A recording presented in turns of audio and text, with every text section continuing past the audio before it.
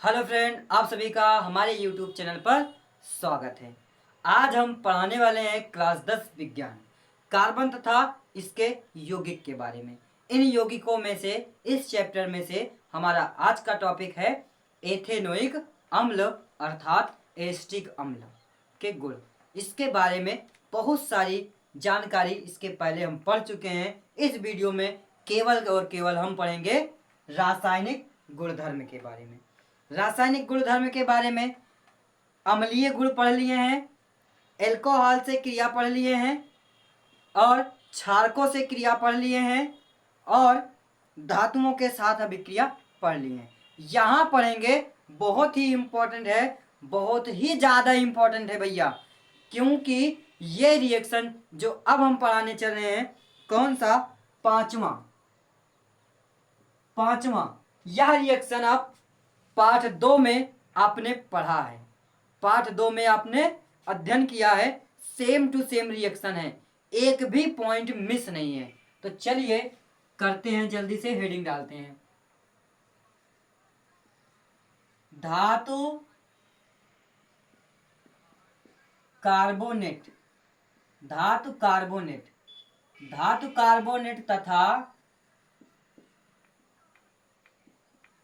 धातु by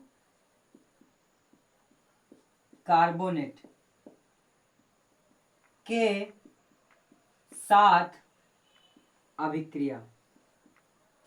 heading बहुत बड़ी जा रही है ना भैया, लेकिन है क्या, सबसे आसान है, बहुत ही ज्यादा आसान है और बोर्ड एग्जाम में 100% है बनने वाला है। क्या 100% यह टॉपिक आने वाला है, 100% आने वाला है। अब की बार किसी ना किसी रूप में बन करके ये क्वेश्चन जरूर आएगा और जिस प्रकार से क्वेश्चन बन के आएगा, चैप्टर को खत्म होने के बाद हर टॉपिक पर, हर क्वेश्चन पे आपको एक वीडियो लेकर के आएंगे जो अब की बार बोर्ड एग्जाम में आने का 100% चांस बनने वाला है। तो क्वेश्चन किस प्रकार से बोर्ड एग्जाम में बनता है उस पर हम वीडियो लेकर के आएंगे और सारे क्वेश्चन को सॉल्व भी करेंगे। क्या करेंगे, पहले आपको सारे इंपॉर्टेंट क्वेश्चन को नोट करेंगे, उसके बाद उस एक एक क्वेश्चन पे सॉल्व करेंगे। ठीक, तो चलिए समय को ना बर्बाद करते हुए टॉपिक पे आते हैं। एसिटिक अम्ल है CH3COOH, यही हमारा एसिटिक अम्ल है। धातु कार्बोनेट, कार्बोनेट की संयुक्ता कितनी होती है, 2 होती है। तो धातु यानी कि इसके साथ जब धातु जुड़ेगा तो 2 जुड़ेंगे, Na2CO3। ये क्या है, एसिटिक अम्ल है। एसिटिक अम्ल, एसिटिक अम्ल की क्रिया किसके साथ, धातु कार्बोनेट के साथ कराने पर क्या होगा, यह सोडियम जो होगा ये इसके आयन के साथ जाएगा, क्योंकि ये यहां से टूटेगा, यहीं से टूटेगा, ये निगेटिव ये पॉजिटिव, ये पॉजिटिव ये यहां से टूटेगा, ये पॉजिटिव ये निगेटिव, पॉजिटिव वाला इसके निगेटिव के साथ बना लेगा क्या, एसीटेट सोडियम। और क्या बनेगा, इसमें से 2 हाइड्रोजन, 2 सोडियम इसके साथ जुड़ा तो इसके 2 आयन हो जाएंगे, इसका 2 हाइड्रोजन इससे 1 ऑक्सीजन लेकर के जाएगा, जल बना लेगा। इसमें से जब 1 ऑक्सीजन निकल गया तो बचा क्या, कार्बन डाइऑक्साइड बच गया। तो परिभाषा क्या हो जाएंगी भैया, बहुत ही आसान परिभाषा है, सोडियम एसीटेट। जब एसिटिक अम्ल की क्रिया धातु कार्बोनेट यानी सोडियम कार्बोनेट के साथ कराई जाती है तो सोडियम एसीटेट जल तथा कार्बन डाइऑक्साइड प्राप्त होता है। ऐसी अभिक्रिया को भी साबुनीकरण अभिक्रिया कहते हैं। क्यों, क्योंकि RCOO Na आया तो ऐसी अभिक्रिया को साबुनीकरण अभिक्रिया कहते हैं। ऐसी अभिक्रिया को भी साबुनीकरण अभिक्रिया कहते हैं। समझ में आया? साबुनीकरण अभिक्रिया कितना इंपॉर्टेंट हो रहा है, हर टॉपिक में साबुनीकरण अभिक्रिया निकल रहा है। ऐसा क्या लॉजिक है भाई, है ना? तो चलिए अब आगे समय को ना बिताते हुए धातु बाइक कार्बोनेट के साथ अभिक्रिया करते हैं। तो जल्दी से इसे नोट कर लीजिए, आगे मिटाते हैं। धातु बाइक कार्बोनेट के साथ अभिक्रिया करते हैं, सेम टू सेम होगा। जब एसिटिक अम्ल की क्रिया धातु कार्बोनेट या सोडियम कार्बोनेट के साथ कराई जाती है तो सोडियम एसीटेट जल तथा कार्बन डाइऑक्साइड प्राप्त होता है।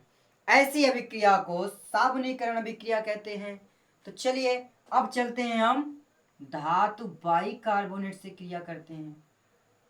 धातु मतलब सोडियम, बाई का मतलब H, कार्बोनेट का मतलब CO3 हो गया। अब क्या होगा, ये भी यहीं से टूटेगा, यहाँ पे दो गायब हो जाएगा। एक सोडियम, इसके साथ पॉजिटिव आयन, ये भी पॉजिटिव आयन, ये निगेटिव आयन। सोडियम जब क्या करेगा, इसके साथ जाएगा तो क्या बचेगा, ये हाइड्रोजन आयन, ये हाइड्रोजन आयन, इससे एक ऑक्सीजन लेकर जल बना देगा। जब इसमें से एक ऑक्सीजन गया तो बन गया carbon dioxide. Same to same reaction होगा। जब एसिटिक अम्ल की क्रिया धातु बाई कार्बोनेट के साथ कराई जाती है तो सोडियम एसीटेट प्राप्त होता है। सोडियम एसीटेट जल तथा कार्बन डाइऑक्साइड प्राप्त होता है। ऐसी अभिक्रिया को साबुनीकरण अभिक्रिया कहते हैं। आर के स्थान पे यहाँ CH3 काम कर रहा है, इसलिए आर लिया गया है, कंफ्यूजन नहीं होना है। अब चलते हैं आगे। आगे हमारा क्या है, बी कार्बोक्सिलीकरण।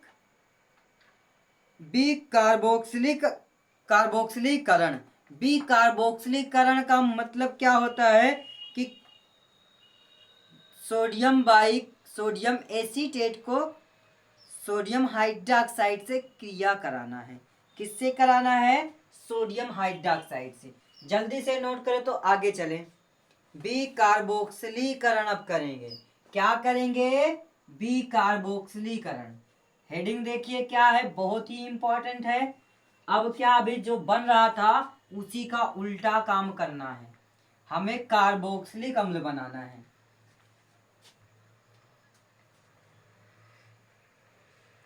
भैया समझ में आ रहा है तो जल्दी से हमारे चैनल को सब्सक्राइब करें, लाइक करें और बेल आइकन को भी दबा दें। बी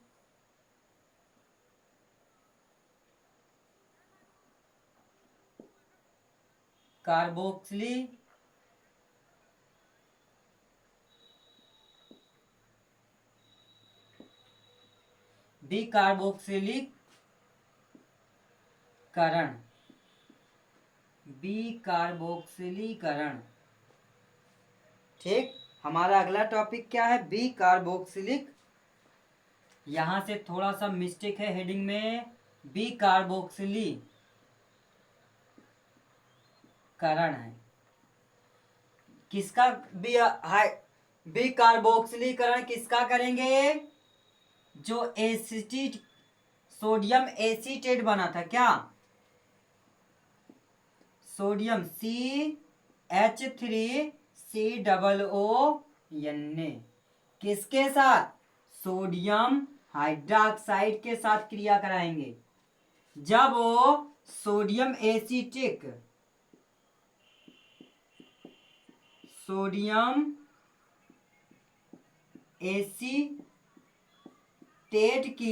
जब सोडियम एसीटेट की क्रिया सोडियम हाइड्रॉक्साइड के साथ कराया जाता है तो क्या बनेगा, यहां बन जाएगा मेथेन और बन जाएगा सोडियम कार्बोनेट। क्या बनेगा, सोडियम कार्बोनेट। कैसे बनेगा वो ध्यान दीजिए। यहां से लेकर के यहां तक सारे एक साथ हो जाएंगे, लास्ट में हाइड्रोजन और शुरू में मिथिल, ये बना लेगा CH4। और बाकी क्या हो जाएंगे, 2 sodium 1 carbon 3 oxygen, Na2CO3 sodium carbonate.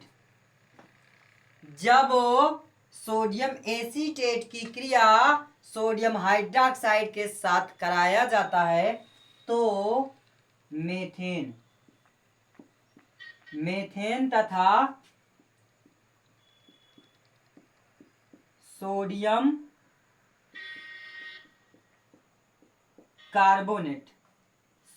Carbonate प्राप्त होता है। ठीक, समझ में आ गया। अब आगे चलते हैं, निर्जलीकरण या ताप का प्रभाव। निर्जलीकरण या ताप का प्रभाव देखते हैं, बहुत ही आसान है। निर्जलीकरण में क्या होता है, ज्यादा कुछ नहीं होता है, बस उसमें से जल की मात्रा निकाल दिया जाएगा। तो जल्दी से नोट करिए, हो गया। चलो निर्जलीकरण पढ़ लेते हैं, इसके बाद आगे की टॉपिक अगले वीडियो में लेकर आने वाले हैं।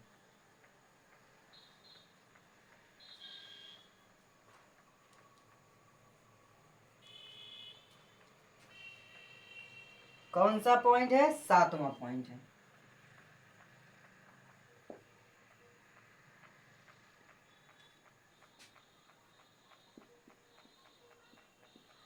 निर्जलीकरण या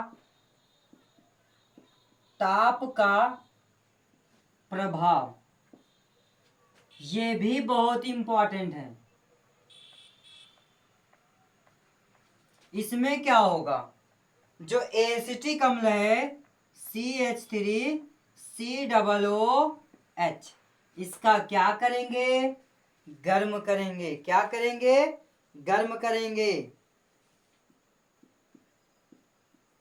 जब इसे गर्म करते हैं तो इसमें से जल की मात्रा क्या हो जाएंगी, बाहर निकल जाएगा। क्या निकल जाएगा, जल की मात्रा। और इसके 2 अणु कैसे संरचना बना दे रहे हैं, इसके CH3COOH, एक नीचे CH3COOH, 2 अणु बन गया इसके, 2 अणु, यानी कि एसिटिक अम्ल के 2 अणु को, एसिटिक अम्ल के 2 अणु को जब गर्म किया जाता है, यानी निर्जलीकरण यानी गर्म किया जाता है, तो निर्जलीकरण का मतलब जल की मात्रा निकाल लेना। चलो जल की मात्रा निकाल लेते हैं। जल की मात्रा मिल गई, निकाल दीजिए इसे जल की मात्रा। अब क्या होगा, जब यहां से जल की मात्रा निकल गया भैया, चलो निकाल देते हैं जल की मात्रा। यहां से जल की मात्रा निकल गया, जल की मात्रा निकल गया। अब क्या करेंगे, ये जो एक ऑक्सीजन यहाँ बचा है वो यहाँ पे कर देंगे, ये इसके साथ, ये इसके साथ जुड़ गया, तो क्या बन जाएगा, ये यहाँ पे बना लिया CH3CO ऑक्सीजन, आगे CH3CO, ये इस रूप में ये बनकर तैयार हो जाएगा।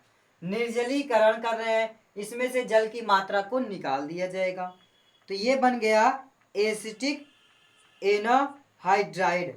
एसिटिक एनाहाइड्राइड, इसका नाम है एसिटिक एनाहाइड्राइड। एनाहाइड्राइड ये बना, क्या बन गया, एसिटिक एनाहाइड्राइड। एसिटिक एनाहाइड्राइड,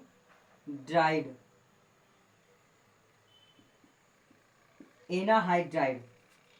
जब एसिटिक अम्ल को गर्म किया जाता है तो एसिटिक एनाहाइड्राइड तथा जल प्राप्त होता है। ऐसी अभिक्रिया को निर्जलीकरण अभिक्रिया ही कहेंगे, इसके अलावा कुछ नहीं कहेंगे।